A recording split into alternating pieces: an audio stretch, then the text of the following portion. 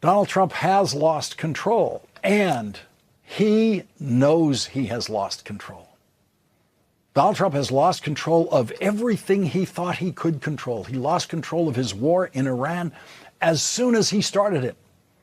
He's lost control of the Republican legislative process in Congress and is unable to get his bill through the Republican-controlled Senate, the bill that would allow Donald Trump to interfere in our elections. And Donald Trump's reaction to the loss of control is his most reliable reaction to everything. He lies. Or perhaps at this stage of what could be Donald Trump's neurological decline, he is not lying. He may just be hallucinating. This weekend, which he spent publicly proving that he can still drive a golf cart while being guided by the Secret Service, Donald Trump made a public statement on social media. This was on Saturday. At 3:52 p.m., Donald Trump posted, "Great poll numbers, thank you, 3 exclamation points." Now, of course, Donald Trump didn't say what poll numbers he might have been referring to, but at this point, we should know that he wasn't referring to any poll numbers at all. That was just Donald Trump's reaction to his provably terrible poll numbers, something he cannot control. The Marquette Law School poll that had just come out showed that 70% of Americans disapprove of how Donald Trump is handling the economy. Donald Trump knows that those poll numbers exist, and Donald Trump knows there is absolutely nothing he can do to control his poll numbers. And because Donald Trump knows that he has no control over the events swirling around him, which are the result of his own ignorance and incompetence, that's what has led to his poll numbers.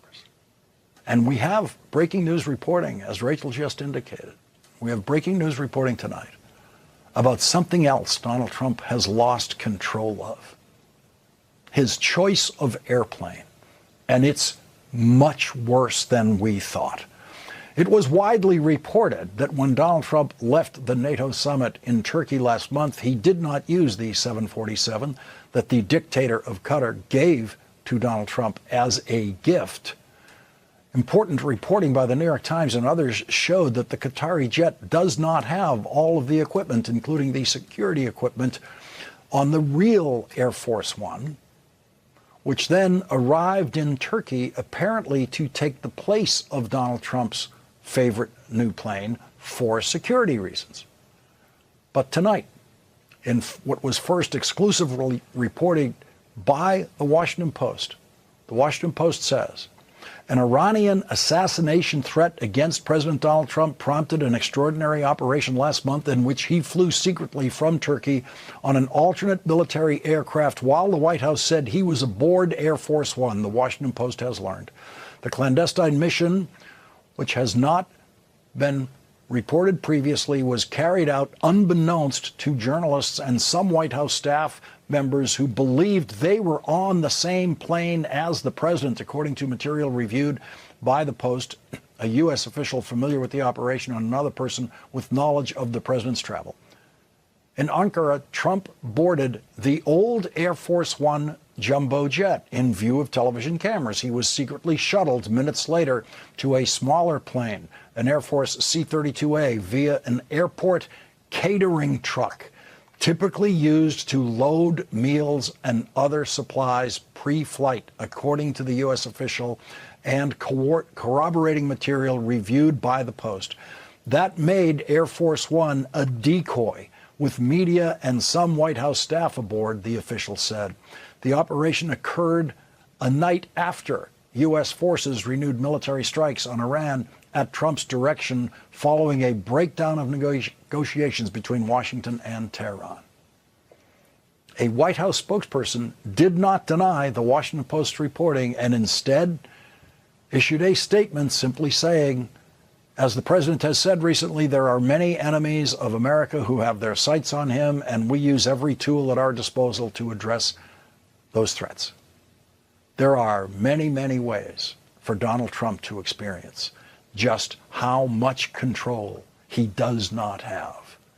Every day that the Senate is in session, the Republican leader of the Senate refuses to even attempt a vote on the legislation that Donald Trump calls the SAVE Act, that Donald Trump wants to pass, that would give him the ability to interfere in our elections.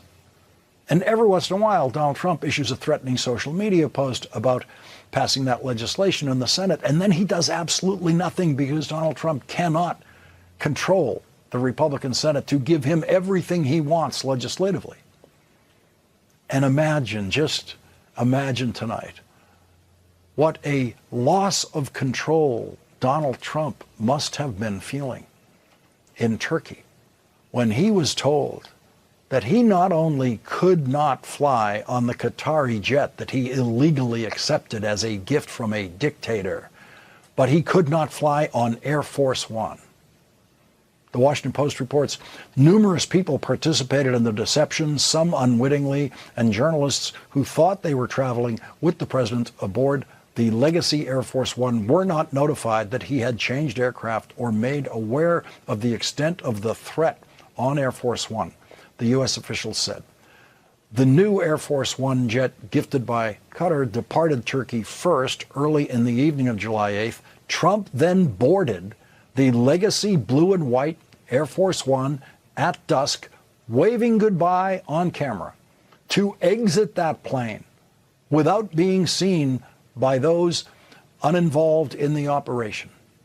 Trump and several aides stepped aboard an airport catering truck, which was elevated plane side using hydraulics and positioned at a door on the opposite side of Air Force One's entrance, according to the U.S. official and other corroborating material.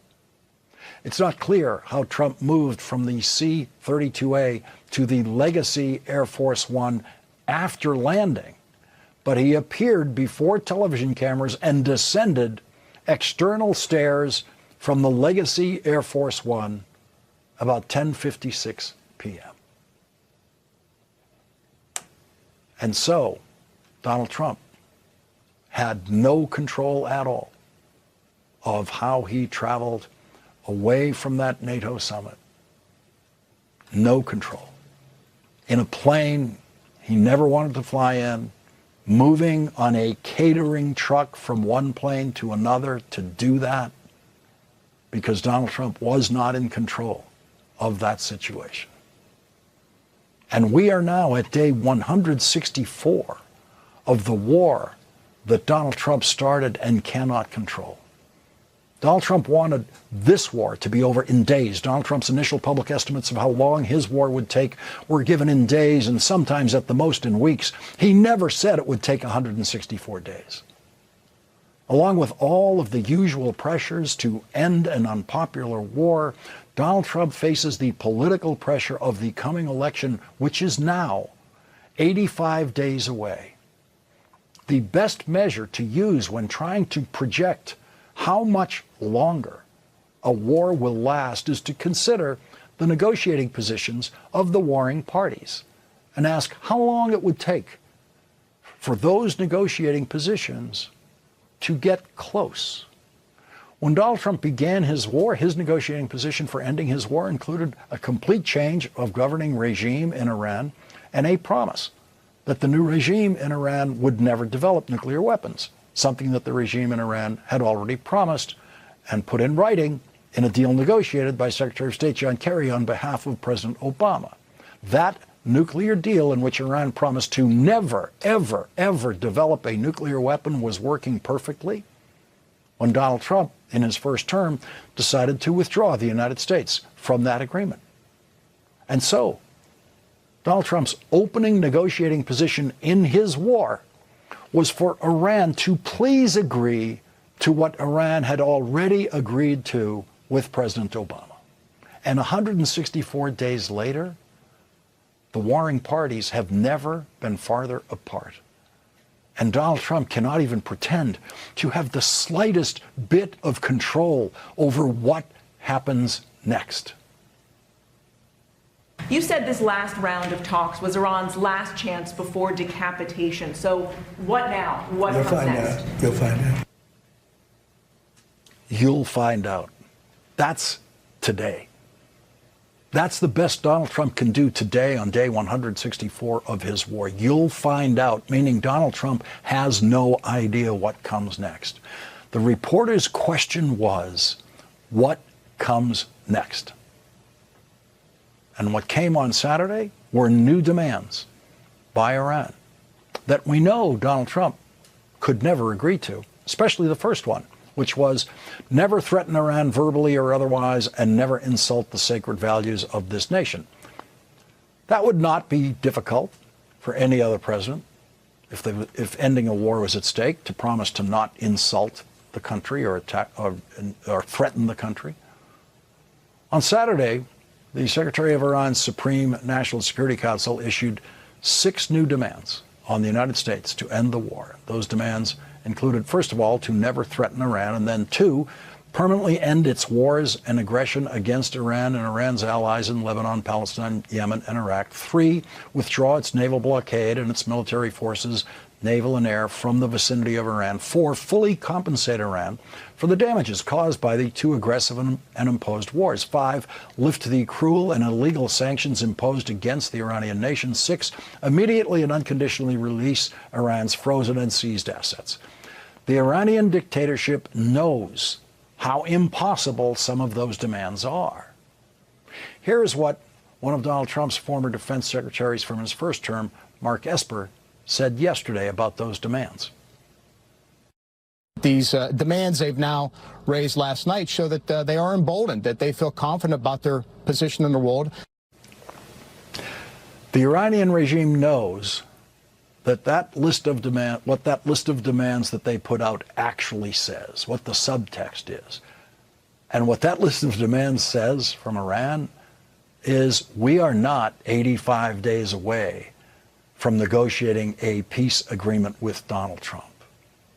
That is the Iranian regime's way of saying this war will be going on election day in America, in what would be the 249th day of Donald Trump's war.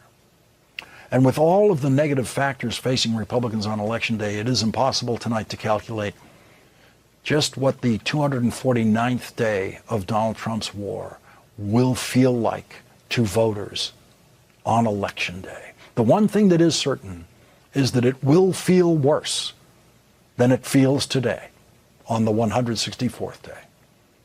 American voters have proved before that they do not feel better about unpopular wars the longer those wars go on. We know now exactly what Donald Trump will be saying. I mean exactly what he'll be saying days before the November 3rd election, if his war is still going on. We know that on November 1st, Donald Trump will say that his war is going to end in a day or 2. Donald Trump has told that lie dozens of times before. He will not be reluctant to tell that lie again as election day approaches. He'll tell the lie that peace is at hand, the lie that he is going to win his war in a couple of days. Donald Trump stayed abjectly silent about Iran's new negotiating position when Iran announced those positions on Saturday. And Donald Trump remained silent all of the next day of his golf weekend. Not one word of reaction to a new set of negotiating positions by Iran. It took Donald Trump 2 full days to finally, today at 12:31 p.m., issue his written reply to Iran's new demands on social media. And Donald Trump took his turn to push the negotiation parties' positions even farther apart into the most impossible zones. Donald Trump announced a set of demands, not one of which he will ever achieve in his negotiations with Iran. Donald Trump's utterly unserious reply to Iran says, I see that representatives of the Islamic Republic of Iran are asking for compensation for the damage done to them during the last 5-month military conflict started because they will not have a nuclear weapon, even though it was never mentioned in any of our negotiations or meetings, ! But it is an interesting idea because now I am likewise demanding compensation from Iran for all of the people that they have killed and gravely wounded with their roadside bombs in many conflicts for which they are famous, as led initially by General Soleimani, including including the families of those killed on the USS Cole, which happened 26 years ago, and thousands of others killed in combat. Additionally, compensation should be paid to the families of the hundreds of thousands of innocent protesters that Iran has killed over the last 50 years, not to mention the 52,000 that have been killed in the last 5 months. I have instructed my representatives to put this firmly into any and all future negotiations. Thank you for your attention to this matter. There is no president before Donald Trump who would ever disrespect the words of the presidency as much as Donald Trump does on a daily basis. Donald Trump knows that every single negotiating point he announced in that childish post is absolutely ludicrous and will never be achieved.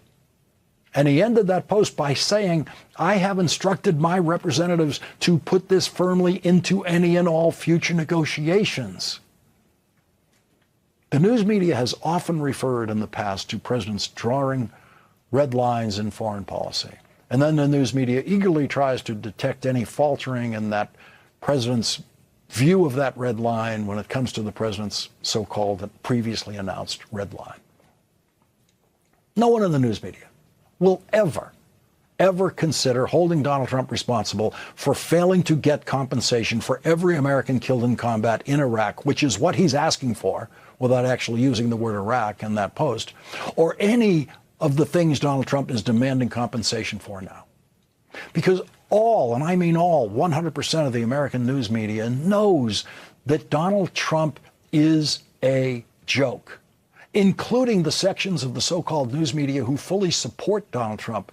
None of them believe a word of what Donald Trump said in his new statement about negotiating positions. No one at Fox or any of the propaganda sections of the Trump-supporting media will ever say that Donald Trump failed to get what he was asking for in his negotiations with Iran, because they think what Donald Trump says about his negotiations with Iran is a joke. They don't think a word Donald Trump says matters. And that's true of every sector of the American news media covering Donald Trump and Donald Trump's war in Iran in any way. And we are all in the news media getting that right. What Donald Trump says is a joke.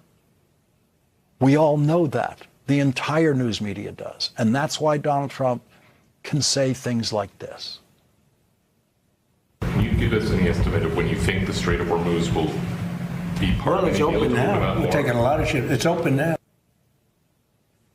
Can you imagine what the news media reaction would be if any other president told a lie like that in a time of war?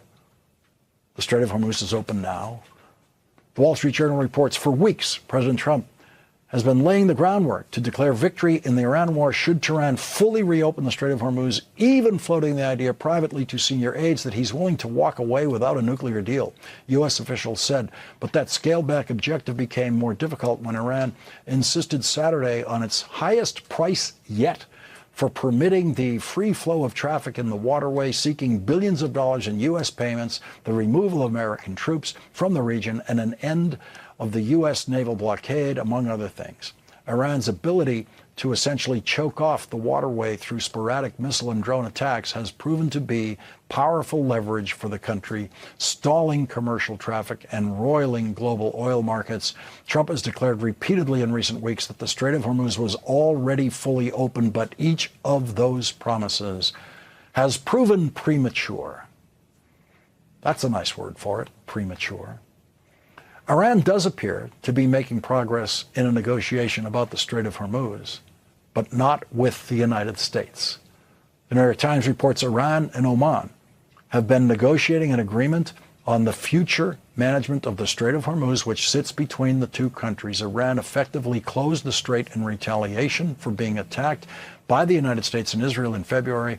Officials familiar with the emerging deal have said it could formalize some of Iran's claims of control over shipping in the waterway. And so, on day 164 of Donald Trump's war against Iran, Donald Trump has achieved nothing, and Iran is now closer to achieving something it has never had before: control of the Strait of Hormuz, while Donald Trump controls nothing.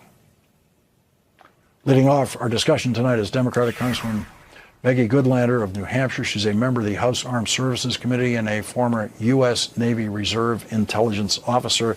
Thank you very much for joining us tonight, Representative Goodlander.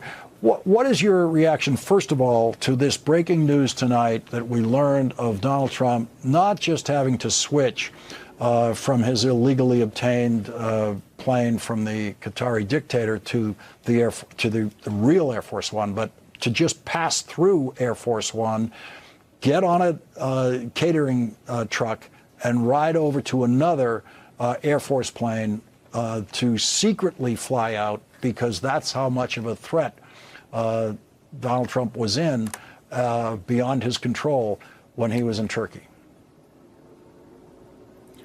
Well, Lawrence, thanks so much for having me.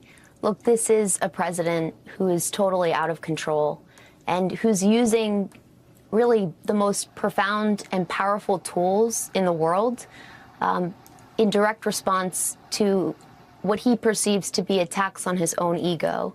You know, in the case of the story about Air Force One, it seems like a lifetime ago, but it was just a few weeks ago that we discovered, you know, the president weaponized the Department of Justice against the New York Times simply for reporting the truth. You know, now more than ever, it is important to speak the truth, and this is the greatest threat to a person like Donald Trump, who really does want absolute control and is totally out of control. Yeah, and listen, I mean, I think everyone would agree that they absolutely should have done whatever was necessary in safety terms, to get a president out of a situation like that. No one's faulting that. But this is someone, as you point out, who wanted to prosecute the New York Times for reporting on anything about that whole situation and the need to switch planes. And now tonight, the White House is not disputing this story at all. And this is just another day in this long saga.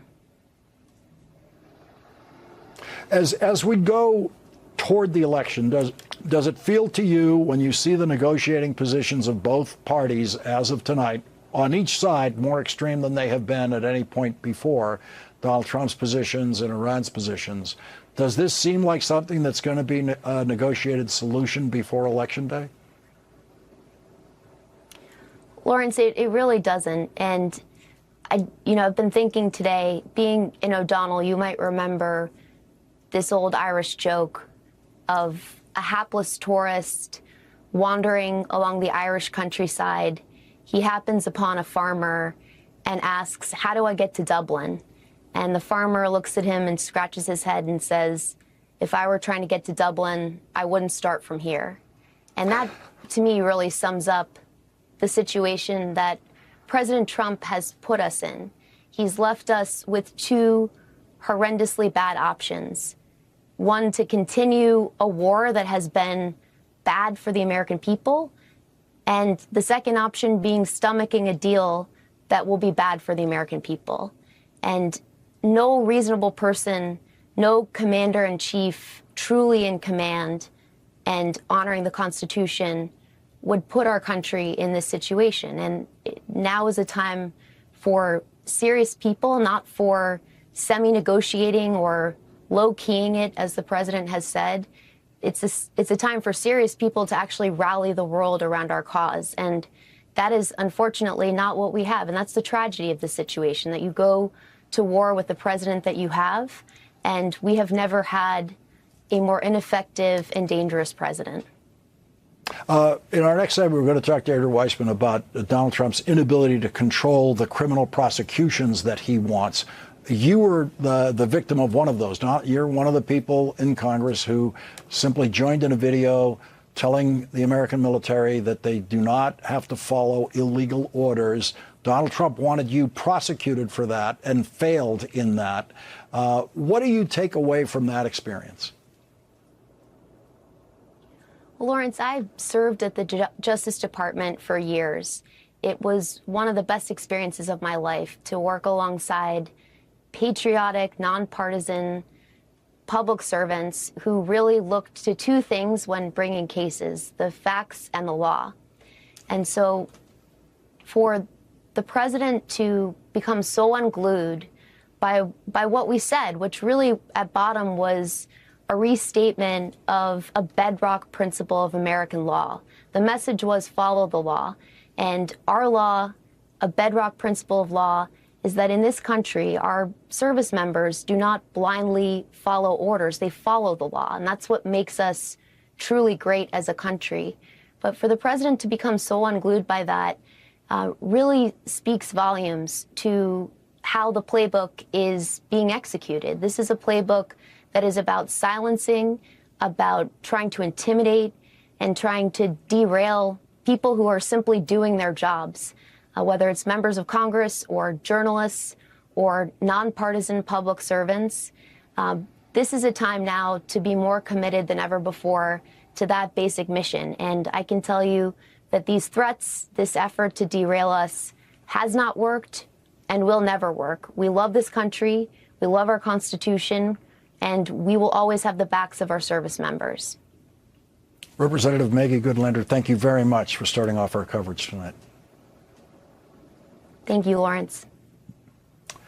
And coming up, Donald Trump's complete loss of control is reflected perfectly in the reflecting pool story, which includes Donald Trump's inability to control who gets prosecuted by his Justice Department for his mistakes. Andrew Weissman joins us next. Donald Trump believes that he should control federal prosecutions. He believes that it should be within his presidential power to control who gets indicted and prosecuted on federal charges. Donald Trump has been learning and relearning the lesson that he has no control over federal prosecutions, even though he does control the Trump Justice Department. The Trump Justice Department has failed in its attempt to prosecute people Donald Trump doesn't like former FBI Director James Comey.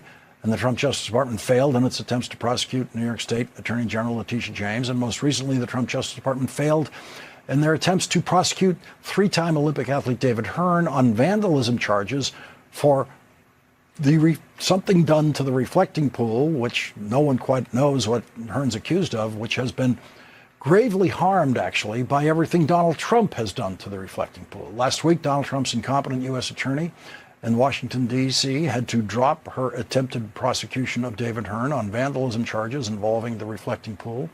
But Donald Trump's reaction to that was to say U.S. Attorney Jeanine Pirro should revisit her hastily made decision. Everything about the reflecting pool story reflects Donald Trump's inability to control what he thought he could control and what he wants to control. Donald Trump thought he could control what the reflecting pool looks like, and he couldn't even do that. Donald Trump managed to turn the reflecting pool into an algae pool. And Donald Trump tried to prosecute people as a cover for his own failures with the reflecting pool. And now the reflecting pool stands as yet another simple and understandable reflection that Donald Trump does not know what he is doing in the presidency and cannot control what he so desperately wants to control. Joining us now is Andrew Weissman, former FBI general counsel and an MSNOW legal analyst. He's the author of the best-selling book, Liar's Kingdom, How to Stop Trump's Deceit and Save America. Andrew, I don't mean to be in any way excusing the horror of a president basically picking people he wants to prosecute, which is what we've seen him do time and time again here. But he has not been able to get the kind of control over these prosecutions that he expected. That is absolutely true. It is worth remembering that he does have absolute control over who does not get prosecuted, either because he can tell his Department of Justice not to prosecute, or he can exercise his pardon power, which he has done with abandon for people who are in so many ways undeserving of that power. But with respect to affirmative prosecutions, there are a number of checks in the system that he simply cannot control. So grand jurors have rejected. With respect to your last guest, it's a perfect example of the lawlessness of Donald Trump, the lawlessness of the Department of Justice, but the lawfulness of the grand jurors. And the reporting is not a single grand juror in D.C. thought that this is an appropriate prosecution and would vote for it. Not one of the grand jurors. And second, there are judges. And third, there are trial jurors that all have to make separate independent decisions. That being said, Lawrence, an enormous amount of pain can be inflicted, not just on the people who are being sought to be prosecuted and have to worry about it, but then the chilling effect on everyone else, which is the point.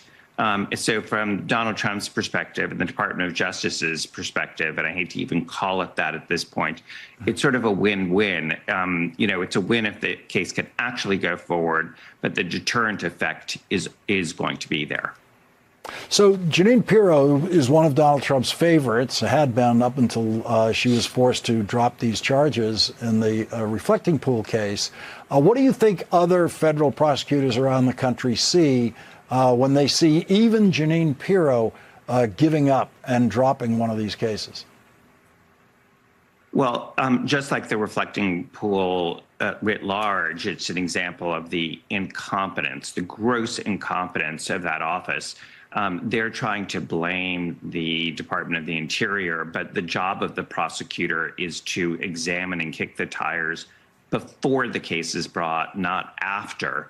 And so I think the other thing they may see is something that I suspect, which is, remember, this is a case, the reflecting pool case, that was going to go to trial at the end of September. So look at the calendar. That's shortly before the midterms. And according to her, we know what she thinks of the evidence because she put it in writing. This was going to be an unmitigated disaster at a time that is, let's just say, not conducive to what the Republicans want to do and this White House wants to do in the midterms. Andrew, please stay with us. We're going to squeeze in a commercial break. When we come back, I want to discuss the Trump ballroom project, which has also run into very significant legal trouble. We're going to have more with Andrew Weissmann after this break. And we're back with Andrew Weissmann. Andrew, an appeals court blocking Donald Trump's ballroom said each president is a temporary tenant, not the owner of the White House, and the bold assertion that the executive can act with utter lawlessness, destroying treasured national landmarks, harming the interests of individuals, and that no court can stop it, flouts our constitutional order.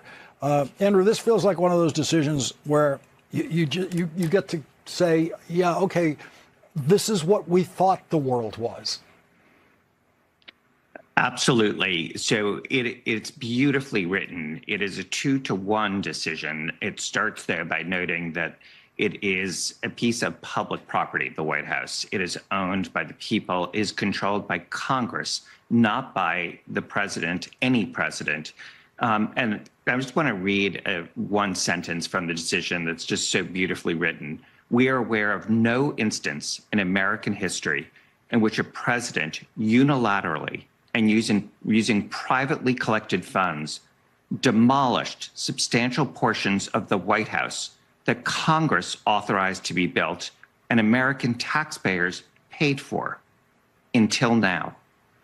And it goes on to explain why it is completely unlawful.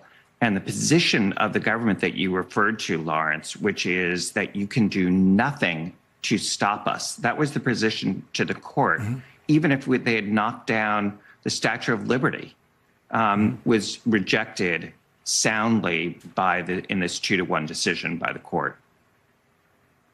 And this is another one of those situations where Donald Trump believes he completely controls the White House, the actual structure, can do whatever he wants, and the court says absolutely not. Yes, but sadly here, because he engaged in self-help and decided to do something that now has been found by both the lower court and the Court of Appeals to be illegal, we are left, though, with the scar. And again, you've talked about the reflecting poll. The East Wing is such a visible scar and representation of what this president has done to this country. Andrew Weissmann, thank you very much for joining us tonight. You're welcome. And coming up, if Republicans lose control of the House of Representatives in November's election, Donald Trump will face real congressional accountability for everything he's doing for the first time. One of the Democrats with the strongest chance of taking a seat in the House of Representatives away from Republicans is our next guest, Paige Cognetti, the mayor of Scranton, Pennsylvania, who is now running for Congress. Mayor Cognetti joins us next.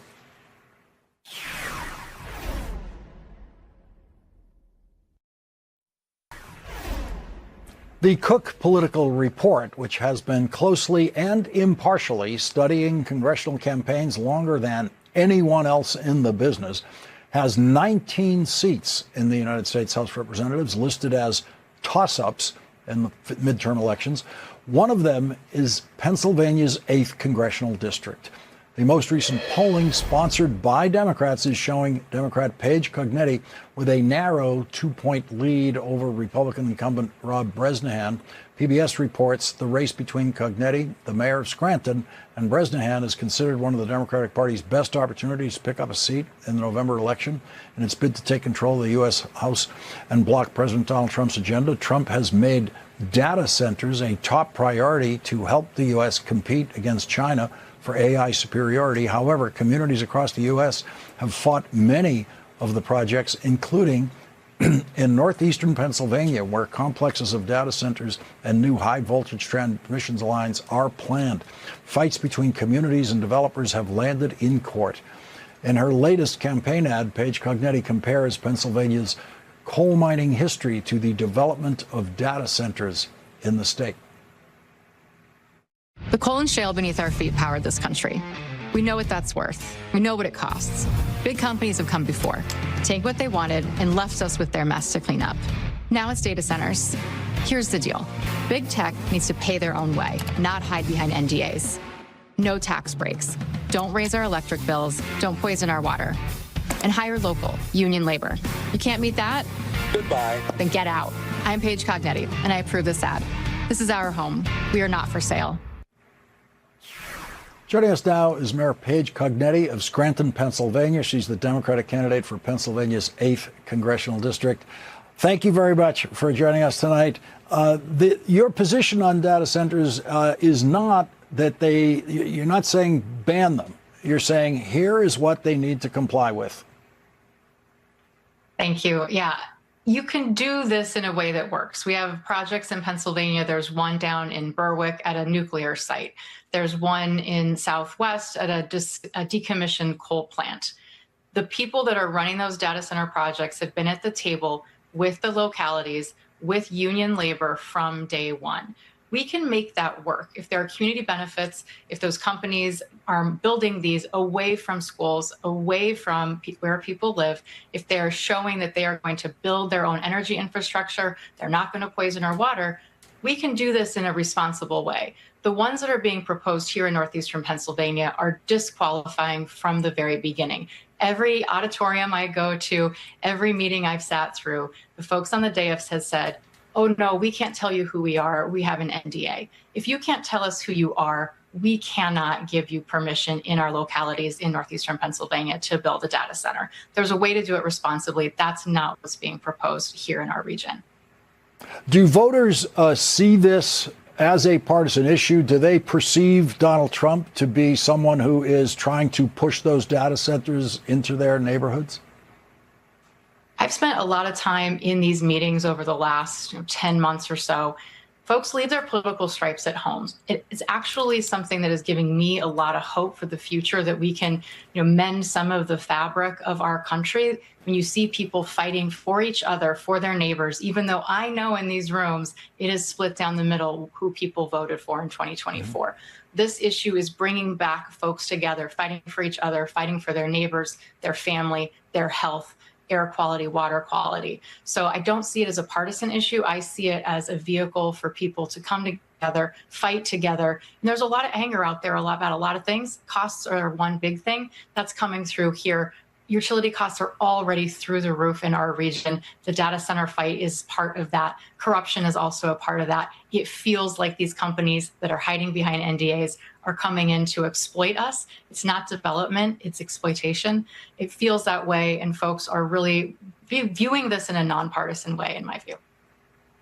Have you had to deal with issues like this as mayor? Sure. We actually have, not in our city, but just on the ridge above us, 3 that are proposed. If those data centers went through, it would flood really a lot of the homes that are already the most flood prone in our city. So we are fighting. Our law department is working hard on this. We're working at what we can do to push back. The permits that these data centers would have to get, we really have to make sure that our state environmental protection agency is very strong on this. That's part of our advocacy. And me as mayor, we are working with mayors across the state to make sure that DEP is ready for this. So again, people hiding behind NDAs, we got to cut the tax breaks. Right now, you don't need the carrot and a stick in the way that maybe you thought you did a few years ago. The carrot at this point would be getting anything approved going forward. Mayor Paige Cognetti of Scranton, now a candidate for Congress, thank you very much for joining us tonight.